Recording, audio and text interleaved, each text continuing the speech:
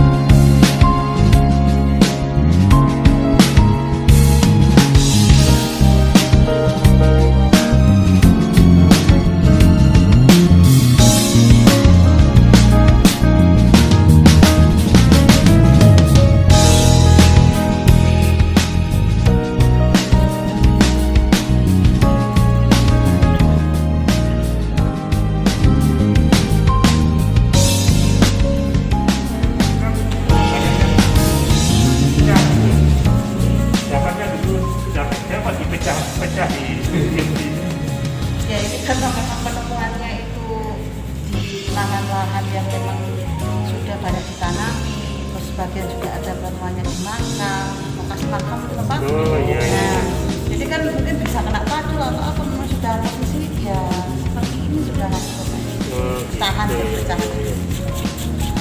Ya, saya kira ada sebagian pecah di sini juga ya Bu ya. Tentu museum ya pasti ekstra hati-hati dalam hal menangani. Yang pasti seperti itu. Kan kita juga pengennya utuh sebetulnya Pak. Betul, iya. Jadi nemunya pecahan ya. Ya Ya diopeni pecahan ini sudah. Betul, iya.